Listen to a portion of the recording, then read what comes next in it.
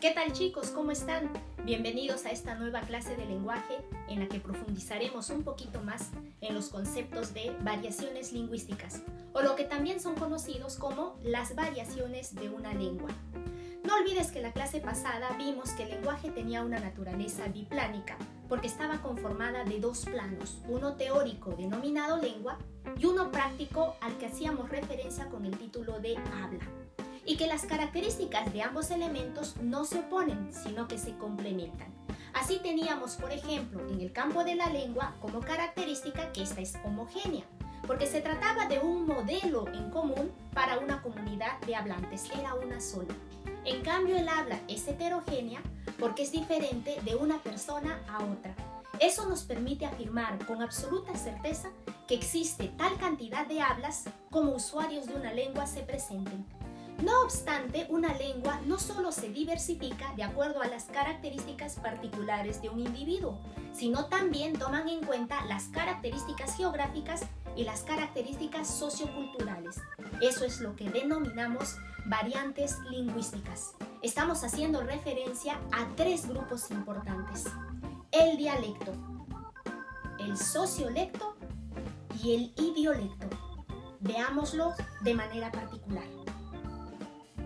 El dialecto es una variante geográfica que toma en cuenta las características regionales, territoriales, zonales para el uso de una determinada lengua. Su nombre técnico es variación diatópica. Aquí notamos tres componentes para la etimología de la palabra. Dia significa a través de. Topos nos dice lugar. Ico o ica es relativo a. Desde la etimología, entonces, notamos que se hace referencia a un territorio, a una zona geográfica. La podríamos denominar también geolecto, que es una variante que toma en cuenta razones geográficas.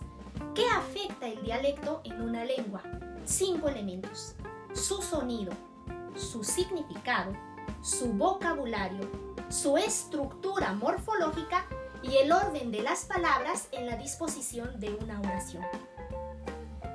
Cuando el dialecto influye en el sonido de una lengua, tomamos en cuenta las características geográficas para una determinada pronunciación y entonación.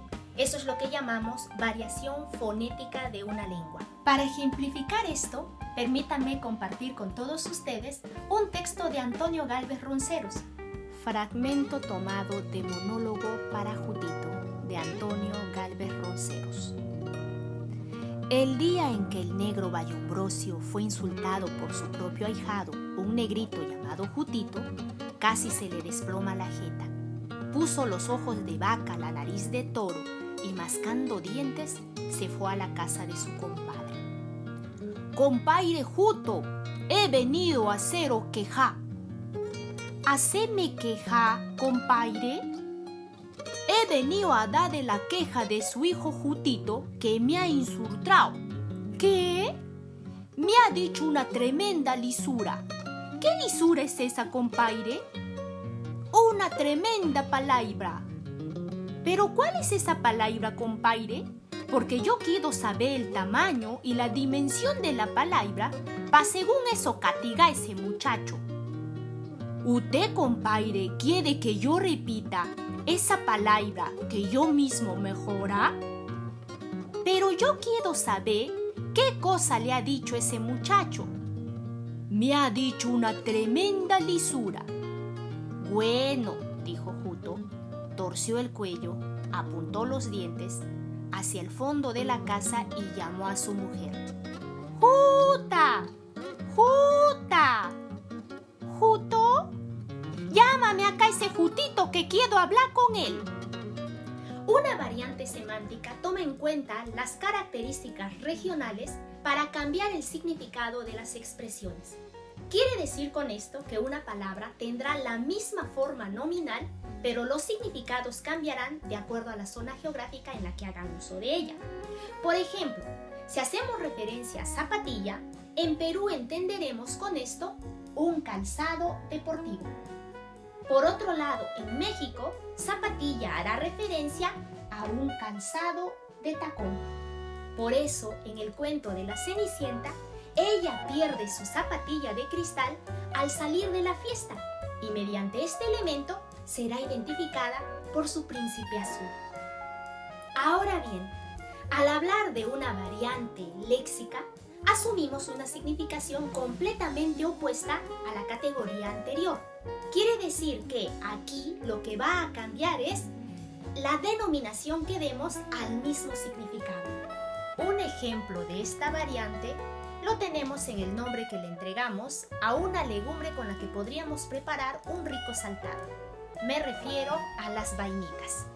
Aquí en Perú las denominamos de esa forma, pero si estuviéramos viviendo en España o en Colombia, tendríamos que llamarlas judías verdes. Y si estuviéramos viviendo en México, su nombre sería ejote. Cuando el dialecto afecta la estructura formal de una palabra, recibe el nombre de variante morfológica. Escribiremos acá de distintas formas una misma denominación. Por ejemplo, cuando hacemos referencia a una persona de corta edad y le damos un diminutivo, en Perú decimos chiquitito. Pero en Colombia o Venezuela, a este diminutivo le dicen chiquitico. Y en Bolivia dicen chiquitingo. ¡Ups! Yo sé que has estado pensando en algo diferente, pero le estarías dando una variante semántica y no olvides que esta vez es una variante morfológica. Lo que estamos cambiando es las distintas formas de señalar un diminutivo a la persona de corta edad. Cuando hacemos referencia a una variante dialectal sintáctica, tomamos en cuenta la distribución de las palabras en una oración. Por ejemplo, tomemos aquella frase característica que hace referencia a la selva y su encanto. Dice, de la selva su encanto. Si esta frase se produjera en la costa, diríamos el encanto de la selva. A propósito, quiero dejarte una adivinanza. ¿Cuál es el ventilador del cielo? ¿Has pensado en el helicóptero? En la selva te habrían dicho respecto a este elemento que el helicóptero es del cielo su ventilador. La variante de la lengua conocida como sociolecto toma en cuenta la influencia sociocultural y hasta económica que se da en una comunidad lingüística. La conocemos también bajo el término de variante diastrática. Diastrático o diastrática etimológicamente corresponde a tres voces. Dia, que significa a través de. Stratum, que hace referencia a estrato, capa horizontal o nivel. Ico, ica, toma en cuenta relativo a.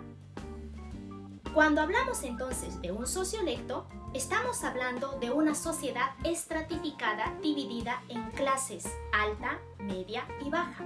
Por ello, la lengua también se divide en esos niveles. Tenemos por eso la más alta, que se llama superestándar, lo más extendido, que es la estándar, y la más baja, que es la subestándar. Otros prefieren llamarlo acrolecto, basilecto, mesolecto.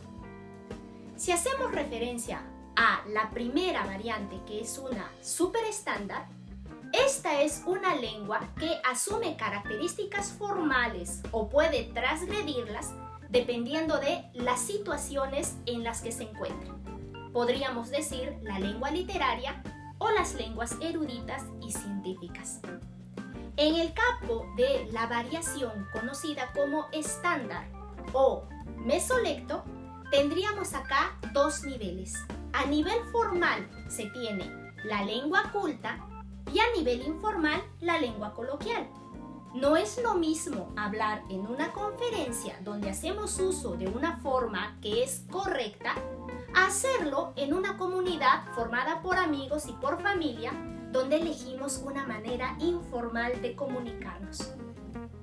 La tercera variante, que es conocida como una variante subestándar o denominada también basilecto, tiene dos niveles. En su interior tenemos el formal y el informal.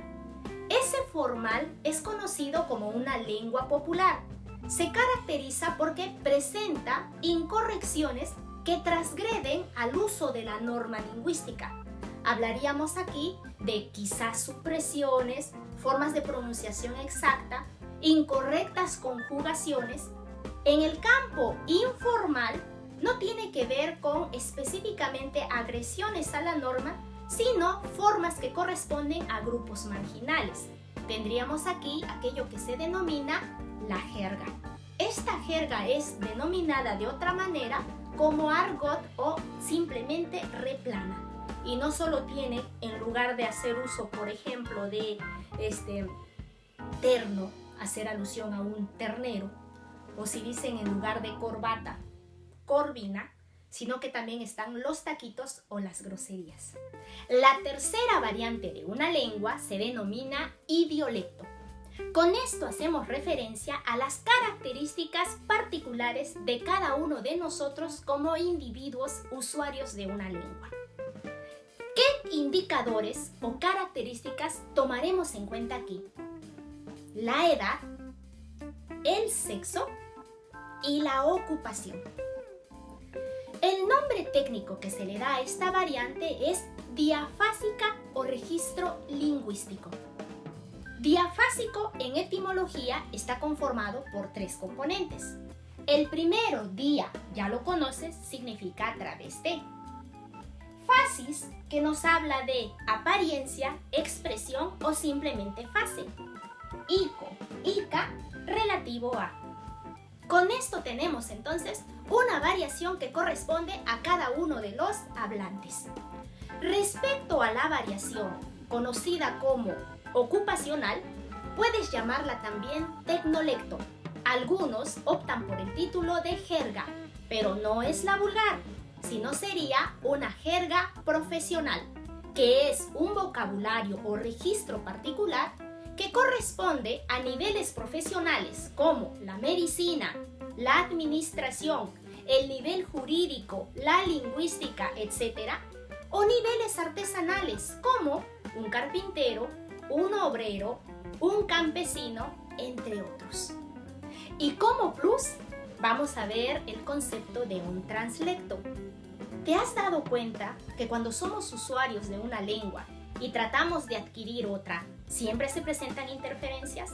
Me refiero, por ejemplo, a que si soy usuaria del español o castellano y estoy tratando de aprender el inglés, al principio se presentarán una serie de perturbaciones marcados por mi sistema lingüístico materno, que permitirá que el siguiente idioma o la siguiente lengua no sea pronunciada de la forma adecuada. Esas interferencias idiomáticas son conocidas como translecto. Bien, hemos repasado entonces un poquito sobre estas 3 variantes importantes que tienen que ver con cuestiones geográficas, llamadas dialectos, socioculturales, denominadas sociolectos, y del individuo, a la que llamamos idiolectos. Y de manera adicional vimos algo también sobre un translecto. Nos veremos en la siguiente clase.